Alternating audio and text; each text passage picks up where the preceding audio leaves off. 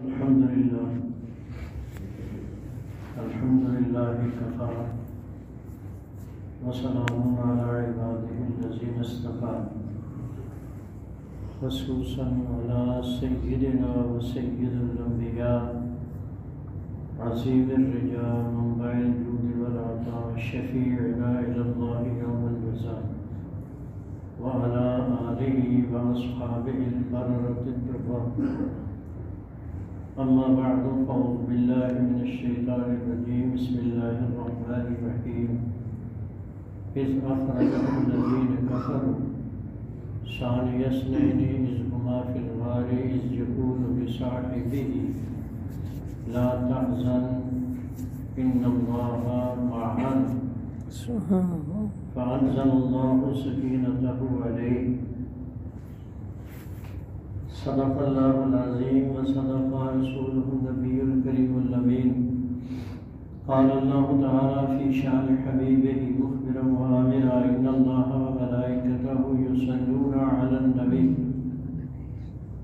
يا أيها الذين آمنوا صلوا عليه وسلموا تسليما. اللهم صل على سيدنا وعلى سيدنا وعلى آل سيدنا مولانا محمد وأصحاب سيدنا مولانا محمد وبارك وسلم عليه. الصلاة والسلام عليك يا سيدي يا رسول الله وعلى آلك وأصحابك يا سيدي يا حبيب الله. شیخ قابل صد احترام بزرگ و عزیز و دوست،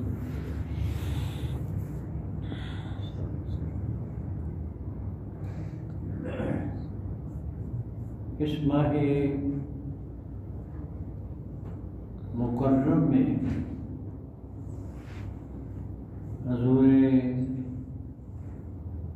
سیدنا ابوبکر صدیق مصطفیٰ صلی اللہ علیہ وسلم کے یار غار افضل البشر بعد الانبیاء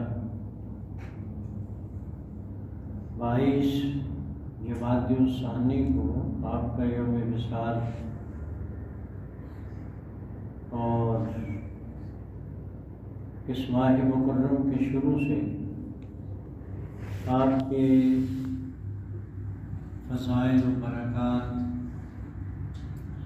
قائدانوں اور بارگاہ مصطفی میں اپنی عقیدت و محبت کا جس اسلوب اور انداز میں آپ نے اظہار کیا ہے اس کا ذکر چڑھ رہا ہے.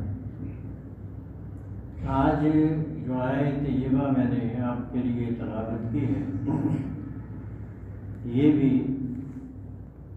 سیدنا ابوبکر صدیق رضی اللہ تعالی عنہ کے حق میں نازل کر گئے. اللہ رب العزت ارشاد فرما رہا ہے اس واقعے کو یاد کیجیے. اذ اخرجہ الذین کفروا، جب کافروں نے مصطفیٰ صلی اللہ علیہ وسلم کو مکہ مکرمہ سے ہجرت کرنے پہ مجبور کیا. ثانی اثنین اذ ہما فی الغار، 2 میں کے دوسرے جب غار میں ان کے ساتھ تھے. اس یقول لصاحبہ، اور حبیب اکرم صلی اللہ علیہ وسلم اپنے جانثار صحابی سے یہ فرما رہے تھے لا تحزن، غم نہ کر، ان اللہ معنا، بے شک اللہ تعالیٰ ہمارے ساتھ ہے. فانزل اللہ سکینتہ علیہ، رب تعالیٰ نے اپنی طمانینت کو قلب ابوبکر صدیق پہ نازل کر دی. یہ مفہوم ہے اس آیت طیبہ کا تمام مفسرین کرام اس بات پہ متفق ہیں، محدثین نے احادیث طیبات کا تذکرہ کرتے ہوئے کہا کہ ثانیہ اثنین، دو میں کے دوسرے، یہ سیدنا ابو بکر صدیق مراد ہیں، اس لیے کہ غار کے اندر جس غار کا تذکرہ ہو رہا ہے اس غار کے اندر سوائے ابو بکر صدیق کے مصطفیٰ صلی اللہ علیہ وسلم کے ساتھ اور کوئی دوسرا تھا ہی نہیں۔ اب یہاں بہت سی باتیں یہ توجہ طلب ہیں۔ ایک تو یہ کہ قرآن عزیز کا یہ جو اسلوب ہے اس میں یہ بات کہی گئی ہے کہ اذ اخرجہ الذین کفروا، جب کافروں نے مصطفیٰ صلی اللہ علیہ وسلم کو مکہ مکرمہ سے ہجرت میں مجبور کیا، نکالا، یہ حصہ جو ہے یہ بظاہر ایسا لگ رہا ہے کہ یہ اس آیت طیبہ کے بظاہر منافی ہے جس میں یہ بات آئی ہے کہ اللہ تعالیٰ جل مجدہ الکریم نے اپنے حبیب اکرم صلی اللہ علیہ وسلم سے ہجرت کا ارشاد فرمایا اور سرکار مکہ مکرمہ سے مدینہ طیبہ تشریف لے گئے۔ راجِ بخاری میں بڑی تفصیل کے ساتھ اس کا تذکرہ موجود ہے۔ اب یہاں جو نسبت کی گئی ہے وہ ذات باری نے اپنی طرف نہیں کی بلکہ کافروں کی طرف کی ہے۔ اذ اخرجہ الذین کفروا، جب کافروں نے نکالا، بات یہ تھی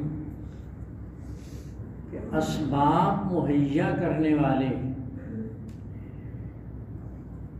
حضور اکرم صلی اللہ علیہ وسلم کو مکہ مکرمہ کو چھوڑ کر مدینہ طیبہ کے لیے ہجرت پہ مجبور کرنے والے یہ کافر تھے۔ ہوا یہ تھا کہ دارالندوہ میں، یہ مکہ مکرمہ میں کفار نے ایک حال بنا رکھا تھا، جہاں کوئی بھی واقعہ پیش آتا اس کے بارے میں مشاورت کرتے تو یہاں جمع ہو جاتے۔ اس کا نام دارالندوہ انہوں نے رکھا ہوا تھا۔ دارالندوہ میں ایک میٹنگ بلائی گئی اور قریش، مکہ مکرمہ کے جتنے قبائل تھے سوائے قریش کے، ان سب کے سرداروں کو وہاں بلایا گیا۔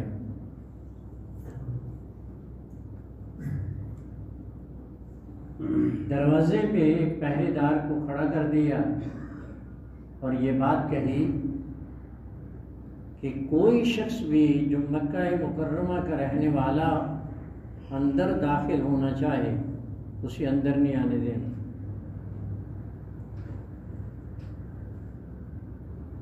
یہ لوگ جمع ہو گئے اور اس میں قریش کو اس لیے شامل نہیں کیا گیا تھا کہ حضور اکرم صلی اللہ علیہ وسلم کا تعلق چونکہ قبیلہ قریش سے تھا، تو یہ سوچ کے کہ کہیں وہ ہمارے منصوبے میں رکاوٹ نہ ڈالے، ان کے سرداروں کو کوئی دعوت نہیں دی گئی۔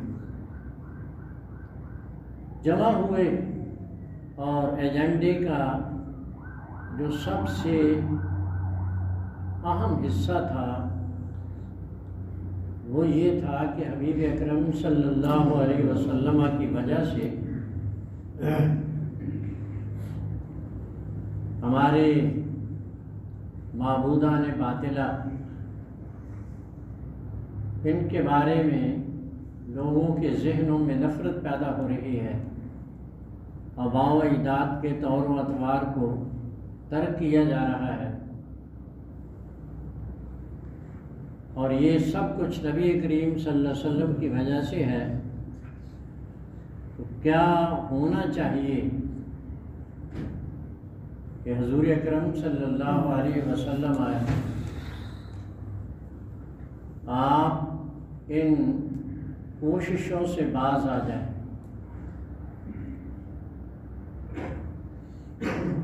اتنے میں جب یہ تجاویز سامنے آ رہی تھی تو ایک شخص آیا،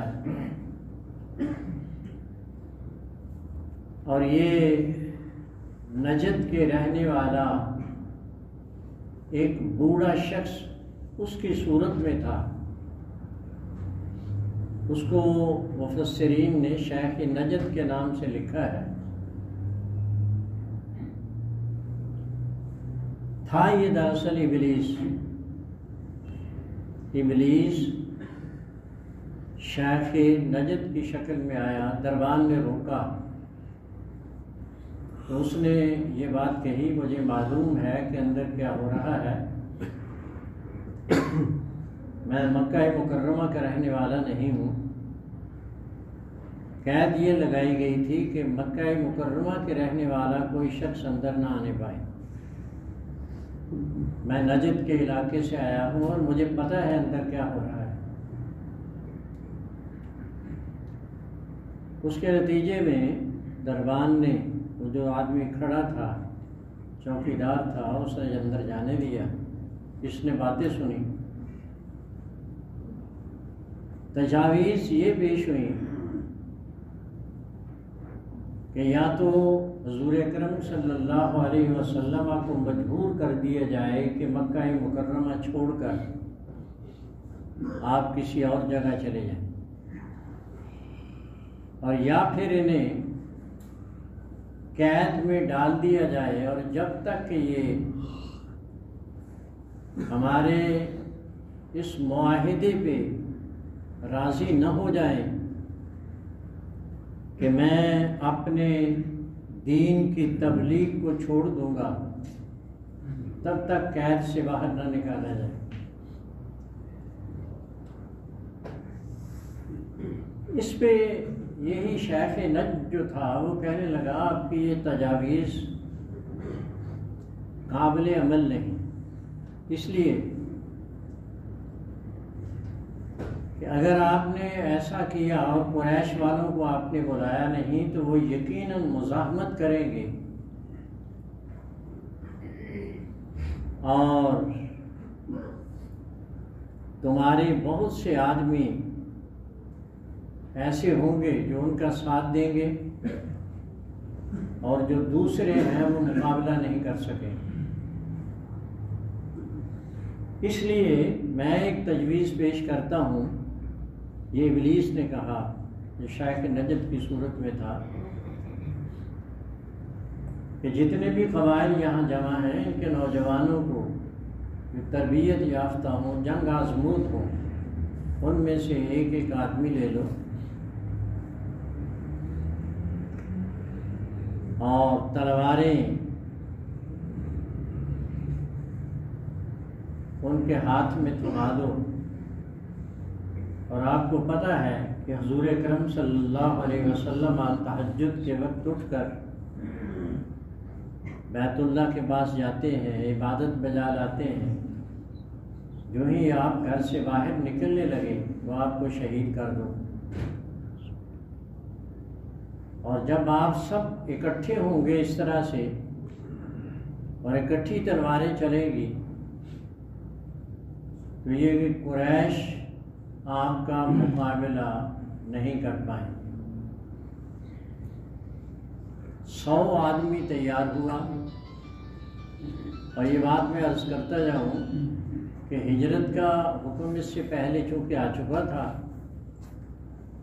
اس لیے مردوں میں سے سوائے 3 بندوں کے مکہ مکرمہ میں کوئی نہیں تھا. خواتین تھیں، ضعیف لوگ، مرد بھی تھے ضعیف تھے جو جا نہیں سکتے تھے، لیکن جواں ہمت افراد میں سے 3 افراد صرف رہ گئے تھے. ان میں ایک آقا دو عالم صلی اللہ علیہ وسلم تھے، ایک ابو بکر صدیق تھے، اور ایک علی المرتضیٰ کرم اللہ وجہ الکریم تھے. سرکار دو عالم صلی اللہ علیہ وسلم نے جبریل مغرب کے وقت آئے، سرکار کو رب تعالیٰ کا پیغام دیا کہ آپ تشریف لے چلے. ابو بکر صدیق کو پہلے رضی اللہ تعالیٰ عنہ بتا دیا گیا تھا. آپ نے 2 اونٹنیاں بھی 3 مہینے پہلے تیار کر لی تھی، اور سفر کا سامان بھی باقاعدہ طور پہ تیار کر کے باندھ لیا گیا تھا.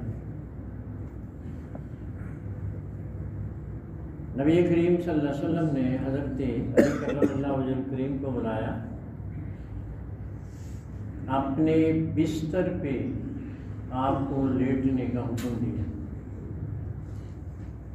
اپنی چادر اتار کر، یمنی چادر حضور نے اوڑھ رکھی تھی، اسے اتار کر حضرت علی کرم اللہ وجہ الکریم کو کہا اسے اوڑھ کے سو جاؤ،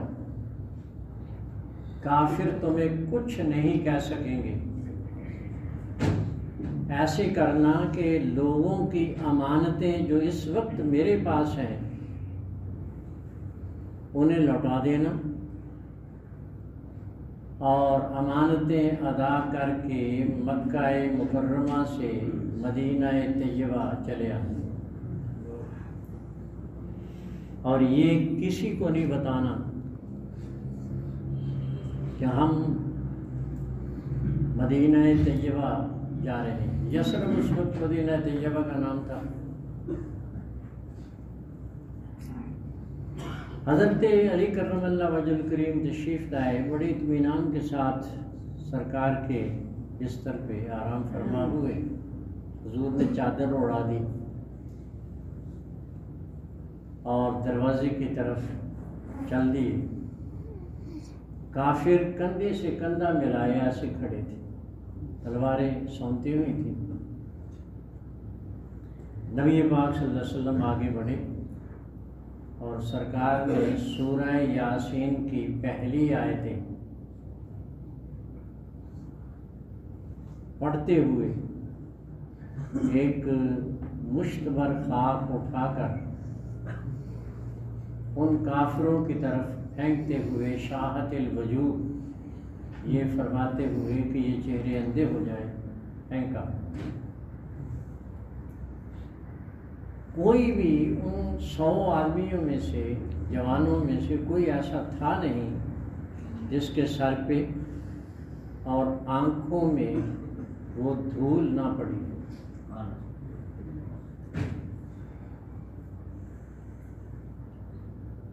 یہ جو ابلیس شیخ نجد کی صورت میں آیا تھا، یہ وہاں پہنچا. سرکار نے ایسی خاک پھینکی اور ان کے درمیان سے حضور چلتے ہوئے گزر گئے. فَهُمْ لَا يَرْجِعُونَ تک آپ نے وہ آیات طیبات پڑھی. ان کے درمیان سے گزر کے حضور چلے گئے. اب ابلیس نے جب یہ بات کہی کس لیے کھڑے ہو، تو انہوں نے کہا کہ طے شدہ بات ہے اس لیے ہم کھڑے ہیں. کہا وہ تو چلے گئے. انہوں نے پوچھا کیسے چلے گئے، ہم تو کندھے سے کندھا ملا کے کھڑے ہیں. کہا اس کی نشانی یہ ہے کہ اپنے چہروں کو دیکھو، اپنے سر پہ ہاتھ پھیرو. ہر آدمی کے سر پہ مٹی ہے اور ہر آدمی کے چہرے پہ دھول پڑی ہے. اب انہوں نے ہاتھ پھیرنا شروع کیا تو کہا یہ دبا. پھر اندر گئے اور حضرت علی کرم اللہ چادر اٹھائی تو حضرت علی کرم اللہ وجہ الکریم فرمایا تو پوچھا سرکار کے بارے میں. تو آپ نے فرمایا مجھے نہیں پتا کہ وہ کس طرف گئے.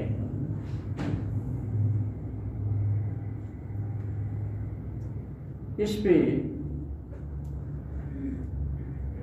انہوں نے اپنے ان سرداروں کو جنہوں نے بھیجا تھا انہیں اطلاع کی. ابو جہل نے چاروں طرف کارندے دوڑائے. سرکار دو عالم صلی اللہ علیہ وسلم وہاں سے اپنے گھر سے اور آپ حضرات جن احباب نے حج بیت اللہ کی شہادت یا عمرہ کی شہادت حاصل کی ہے وہ جانتے ہیں. صفا مروہ سے آپ باہر نکلے تو جو میدان آج کل بنا دی جو وہاں سب کچھ گھیرا کے میدان پڑا ہے، اس کے بائیں ہاتھ آپ دیکھیں گے تو ایک مکان ہے، اس کو لائبریری بنا دیا گیا ہے. یہ وہ جگہ ہے جو حضور اکرم صلی اللہ علیہ وسلم کی پیدائش گاہ ہے. یہاں سے حضور تشریف لائے اور ابو بکر صدیق رضی اللہ تعالیٰ عنہ آپ کے گھر میں اور ارشاد فرمایا کہ چلو حکم ملا ہے. نبی پاک صلی اللہ علیہ وسلم حضرت ابو بکر صدیق کے ساتھ وہ تمام ساز و سامان ساتھ لیا. ایک آدمی کی ڈیوٹی لگائی کہ تم نے یہ اونٹنی لے کے تیسرے دن غار ثور کے جبل ثور کے دامن میں پہنچنا ہے.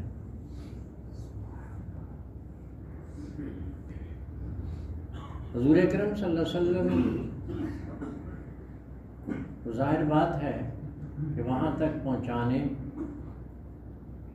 اور پھر جتنے دن وہاں قیام کرنا تھا اس کے لیے ایک ضروریات کی ضرورت تھی. گھر کے جو افراد تھے ان کی ڈیوٹیاں لگائی. غلام اس کی ڈیوٹی یہ لگائی کہ تم بکریاں رات کو بکریاں لے کے جبل ثور پہ جانا ہے تاکہ آقا دو عالم صلی اللہ علیہ وسلم کے لیے تازہ دودھ مہیا کیا جا سکے. سیدہ اسماء رضی اللہ تعالیٰ عنہ حضور کی حضرت ابو بکر صدیق کی بڑی بیٹی ہے. زبیر بن العوام کی یہ اہلیہ ہے. ان کی ڈیوٹی یہ لگائی کہ جس قدر بھی مکہ مکرمہ میں سرگرمیاں ہوں حضور اکرم صلی اللہ علیہ وسلم کے بارے میں یہ مغویاں سنیں ان سب کی اطلاع دینی ہے اور ساتھ ہی ساتھ تازہ کھانا بنا کے روز وہاں اتنے دن پہنچانا. اسی طرح گھر کے باقی افراد کی ڈیوٹیاں بھی لگائیں. آقا دو عالم صلی اللہ علیہ وسلم نے جو سفر اختیار کیا وہ ابو بکر صدیق رضی اللہ تعالیٰ عنہ کے گھر سے روانہ ہو کر جو آج باب وہ دار ہجرہ کہلاتا ہے، شار ہجرہ، یہ شار ابراہیم حرم سے نکلتے ہوئے شار ابراہیم اور یہ دونوں اکٹھے چلتے ہیں اور باہر نکل جائیں جب تو آگے چل کے کھلی جگہ آتی ہے جہاں کبوتروں کو دانا بھی وہ ڈالتے ہیں. وہاں سے یہ دو راستے ہو جاتے ہیں. شار ابراہیم یہ سیدھی چلی جاتی ہے اور یہ شار ہجرہ یہ بائیں طرف ہو جاتی ہے. شار ہجرہ سے ہوتے ہوئے حضور اکرم صلی اللہ علیہ وسلم اور ابو بکر صدیق یہ روانہ ہوئے. سیدنا ابو بکر صدیق رضی اللہ تعالیٰ عنہ کی کیفیت یہ تھی کہ کبھی چلتے چلتے آقا عالم صلی اللہ علیہ وسلم کے آگے بڑھ جاتے کبھی پیچھے آ جاتے، کبھی دائیں کبھی بائیں۔ سرکار نے پوچھا بھی، عرض کی یا رسول اللہ جب مجھے خدشہ گزرتا ہے، وہم آتا ہے، خیال آتا ہے کہ کافر کہیں پیچھے سے آ کے حملہ آور نہ ہو جائے تو میں پیچھے آ جاتا ہوں، اور جب یہ خیال آتا ہے کہیں آگے سے کوئی چیز صورتحال نہ پیش آ جائے تو میں جلدی سے آگے آ جاتا ہوں۔ یہی حال دائیں اور بائیں کا ہے۔ اس انداز سے آقا دو عالم صلی اللہ علیہ وسلم کے بالکل یوں سمجھ لیں کہ سرکار کا یہ طواف بن جاتا ہے، دائیں سے پیچھے آئے، پیچھے سے بائیں چلے گئے، پھر آگے چلے گئے، تو یہ چکر بن جاتا ہے سرکار کا۔ نبی کریم صلی اللہ علیہ وسلم کی خود کیفیت اسماعیل حقی علیہ الرحمہ نے تفسیر روح البیان میں یہ بیان کی ہے کہ حضور آپ نے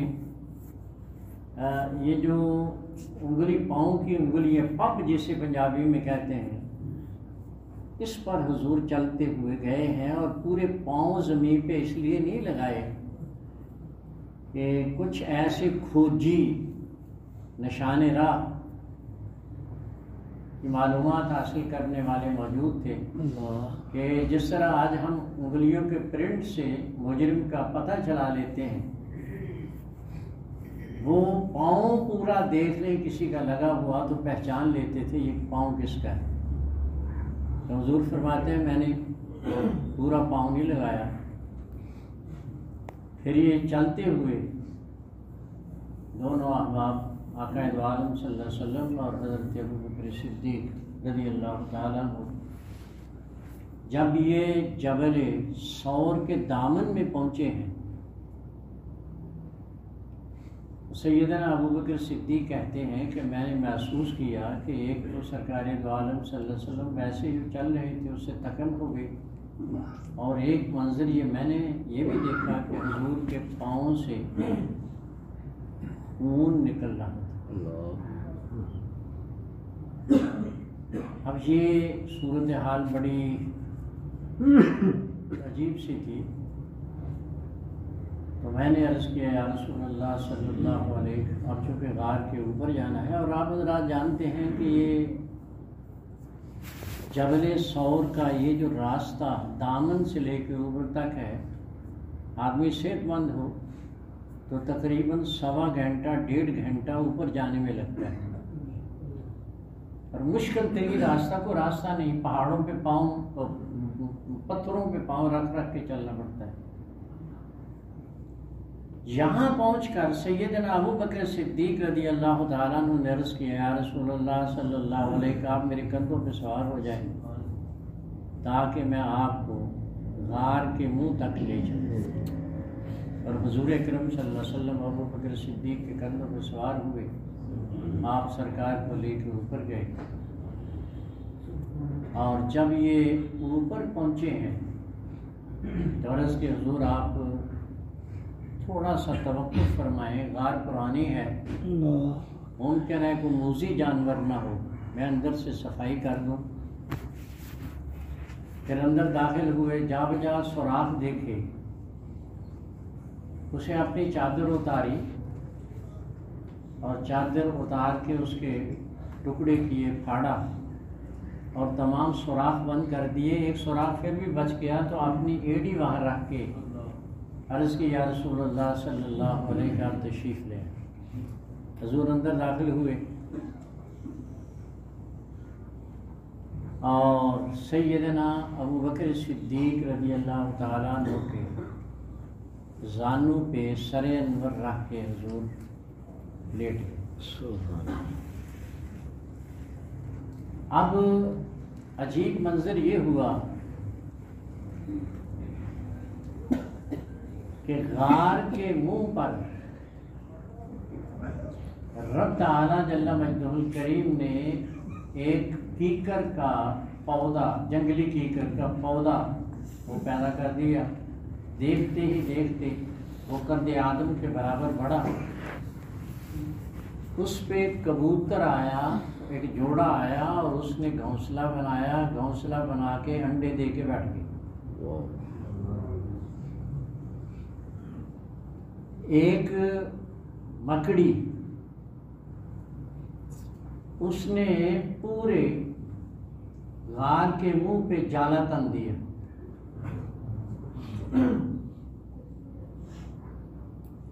سیدنا ابو بکر صدیق بیٹھے ہیں اور سر انور ابو بکر صدیق کی گود میں ہے،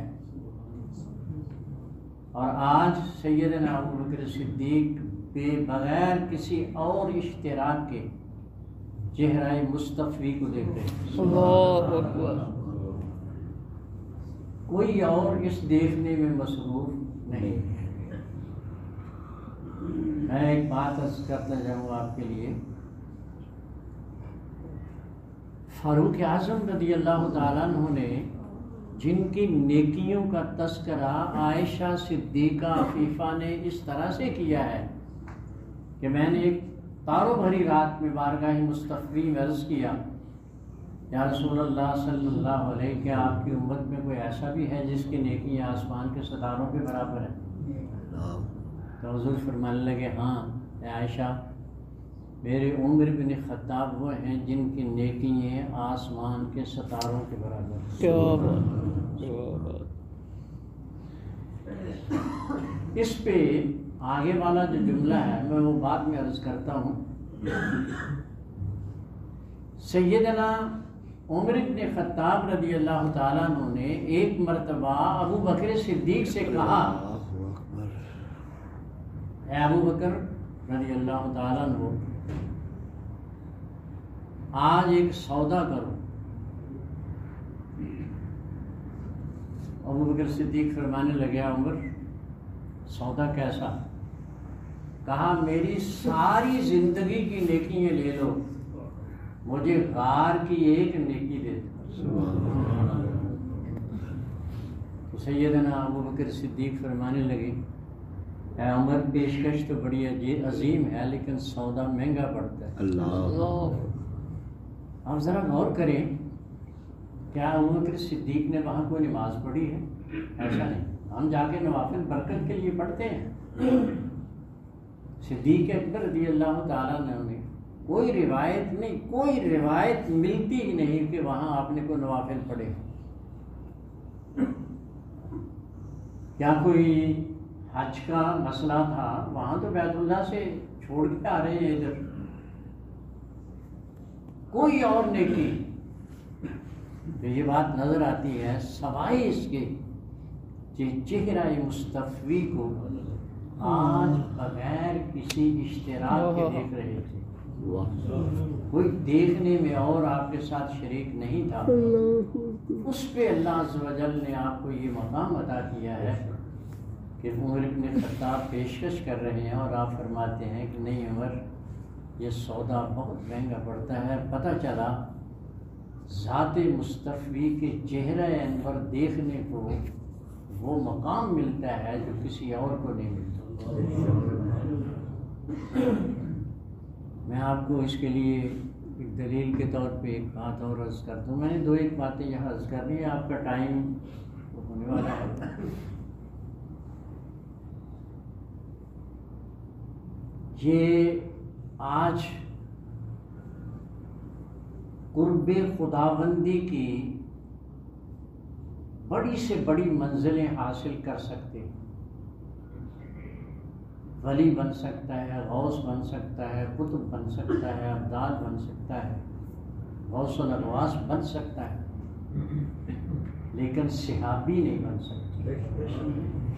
صحابی وہی ہے جس نے ذات مصطفیٰ کو اپنی نگاہوں سے دیکھا اور ایمان لایا، دیکھا، اور اسی ایمان پہ اس کا انتقال ہو گیا. یہ سعادت انہیں کو نصیب ہے. حضور سیدنا ابو بکر صدیق غار کے اندر بیٹھے ہیں. حضور اکرم صلی اللہ علیہ وسلم جلوہ گر ہیں. ایک ایڑی جس سوراخ پہ رکھی تھی، احساس ہوا کو چیز اس نے کاٹا ہے. کہتے ہیں مفسرین نے، بعض مفسرین نے سے لکھا ہے سیدنا عیسیٰ روح اللہ علیہ السلام کی واز میں آپ نے تذکرہ کیا تھا کہ حضور جلوہ گر ہوں گے، ہجرت فرما کے مکہ مکرمہ سے مدینہ طیبہ آئیں گے اور جبل ثور کے اس غار کے اندر آپ ٹھہریں گے جس کو غار ثور کہتے ہیں۔ واز میں کسی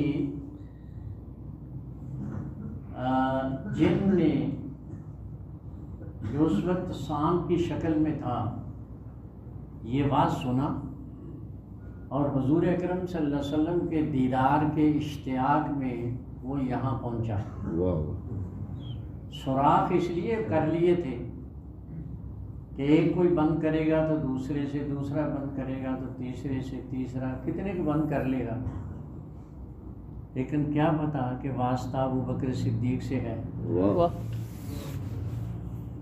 اور پھر اسی سانپ نے جب کاٹا تو ابو بکر صدیق رضی اللہ تعالیٰ عنہ نے اپنا وہ جو پاؤں پھیلا رکھا تھا اسے اکٹھا نہیں کیا،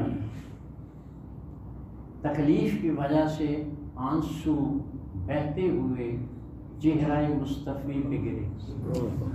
حضور بیدار ہوئے مایوفی کا، یا ابا بکر، ابو بکر کیا ہوا؟ عرض کی حضور ایسے کسی روزی نے کاٹ لیا ہے۔ کہاں لاؤ؟ ادھر سامنے لاؤ۔ ایڑی سامنے کی، سامنے کاٹا ہوا تھا، سرکار نے لعاب دہن لے کے لگا دیا، آرام آ گیا۔ اب بات چیت شروع ہوئی۔ مشرکین مکہ اب تلاش میں شروع ہوئے اور پھر ایک وہی کھوجی، اس کی خدمات حاصل کی گئیں۔ وہ جبل ثور کے دامن تک آیا، کہاں؟ یہاں تک دو آدمی آئے ہیں۔ آگے جو کھرا چل رہا ہے وہ ایک بندے کا ہے، دوسرے کا نہیں، پتہ نہیں دوسرا کہاں چلا گیا۔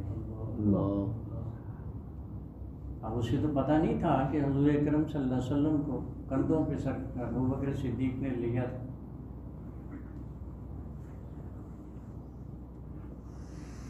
حضور سیدنا ابو بکر صدیق رضی اللہ تعالیٰ عنہ اب یہ غار پہ پہنچے، یہ حضرات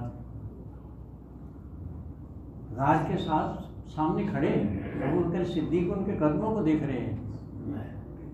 جب یہ آئے ہیں تو کبوتر ان کے سامنے اپنے گھونسلوں سے، جنہوں نے انڈے اس وقت دے دیے تھے، یہ اڑ کے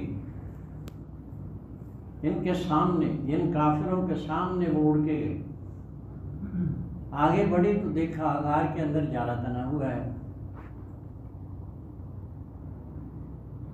اب ایک آدمی کہہ رہا تھا وہ جیل سے کہ آگے بڑھ کے دیکھو۔ ابو جہل نے کہا تمہاری مت ماری گئی ہے، اگر کوئی آیا ہوتا تو یہ کبوتر ہمارے آنے سے اڑے ہیں، پہلے کیوں نہیں اڑ گئے؟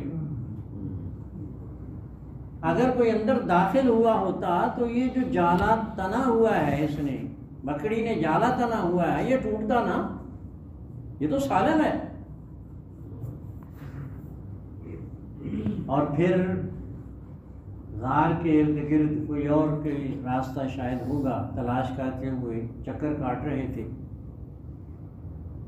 اور اعلیٰ حضرت فرما رہے تھے، آپ نے جو شعر ارشاد فرماتے ہیں، جان ہے جان کیا نظر آئے۔ مصطفیٰ صلی اللہ علیہ وسلم جان ہے، انسان کے اندر روح ہے، جان ہے۔ جان ہے جان کیا نظر آئے، کیوں ادب گرد غار پھرتے ہیں۔ دشمن جو غار کے گرد گرد پھر کے تلاش کر رہے ہیں، ان کو کیا نظر آئے گا؟ حضور تو جان ہے اور جان کبھی نظر آئی ہے؟ کیا بات، کیا بات۔ پھر یہاں یہ خائن و خاسر ہو کر جب واپس پلٹے ہیں، اب میں یہاں صرف ایک بات آپ کے لیے عرض کر کے چلو، ٹائم ہو گئے۔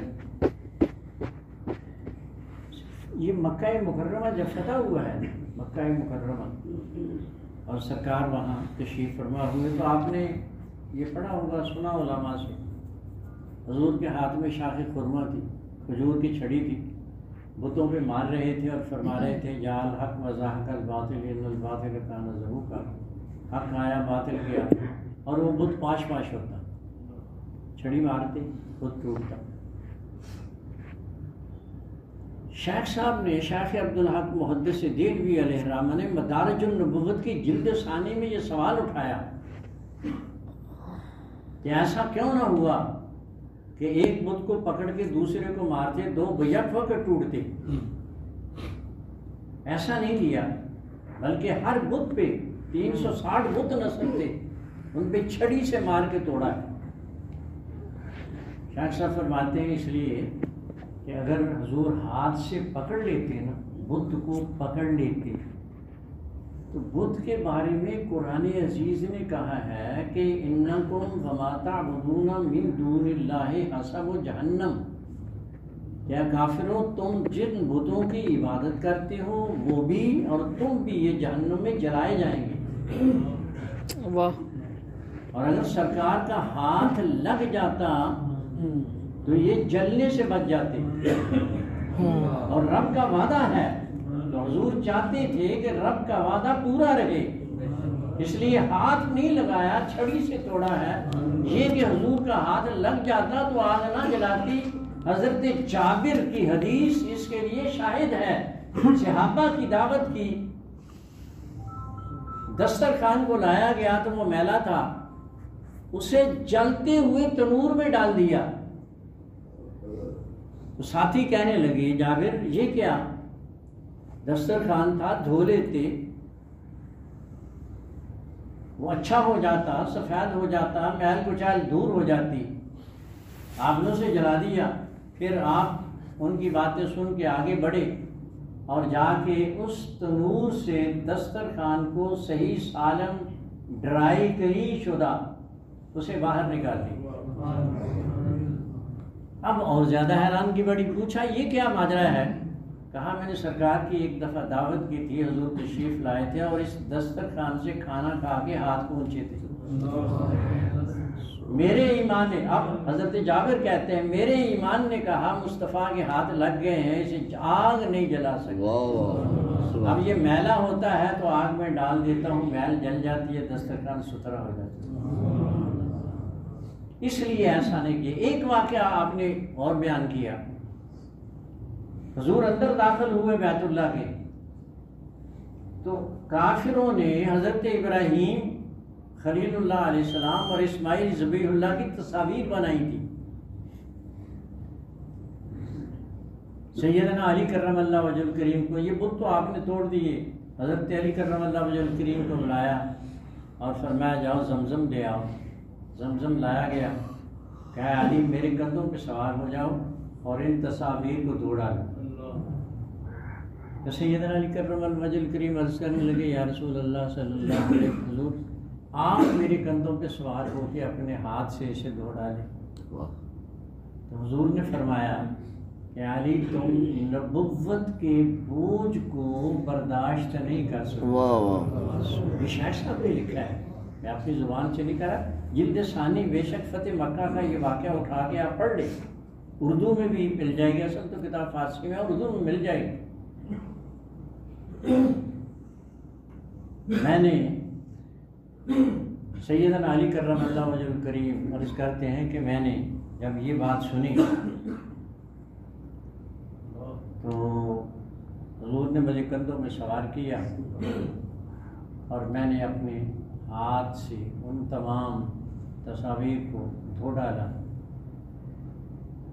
صحابہ کہتے ہیں جب حضرت علی کرم اللہ وجہ الکریم باہر آئے تو ہم نے واقعہ سنایا انہوں نے، تو ہم نے پوچھا جب سرکار کے کندھوں پہ تم سوار ہو کر ان تصاویر کو دھو رہے تھے تو تم نے کیسا پایا؟ تو حضرت علی کرم اللہ وجہ الکریم فرماتے ہیں میں نے اپنے آپ کو اتنا بلند و بالا پایا کہ اگر میں چاہتا تو عرش الہی کے پائے کو یہ سیدنا علی کرم اللہ وجہ الکریم ہے۔ آپ داد دیجیے ابو بکر صدیق کی ہمت کو، کیا بات، کہ جبل سور کے دامن سے جو 1.5 گھنٹے کا چڑھائی کا سفر ہے، سرکار کو اپنے کندھوں پہ سوار کر کے اوپر تک لے گئے. کوئی ہے جو ابوبکر صدیق کے مقام کو پا سکے؟ باقی باتیں انشاءاللہ اگلے دن عرض کریں گے. دعا کیجیے جو باتیں میں نے عرض کی ہیں رب تعالیٰ قبول کروا لیں، اور سیدنا ابوبکر صدیق کی صداقت کے صدقے سے، سرکار کی محبت کے صدقے سے، حضور سے جو انہیں انس محبت اور ایک بے پناہ عقیدت، اللہ تعالیٰ ان بارشوں کا ایک قطرہ ہم سب کو بھی عطا فرمائے. اے اللہ، سیدنا ابوبکر صدیق کی رفاقت کے صدقے سے مملکت خداداد پاکستان کو استحکام عطا کر، یہاں کے رہنے والوں کے لیے آسانیاں پیدا کر. مولا تعالیٰ اپنے محبوب مکرم کے صدقے سے بیماروں کو شفا عطا کر. ابوبکر صدیق کی صداقت کے صدقے سے مولا کریم جو اس وقت غربت و افلاس کا شکار ہیں انہیں غنی کر دے. جو لوگ پریشان حال ہیں بچیوں کی رشتوں کے معاملے میں، مولا اپنے محبوب کے یار غار کے صدقے سے ان کی پریشانیوں کا ازالہ فرما. صلی اللہ علیہ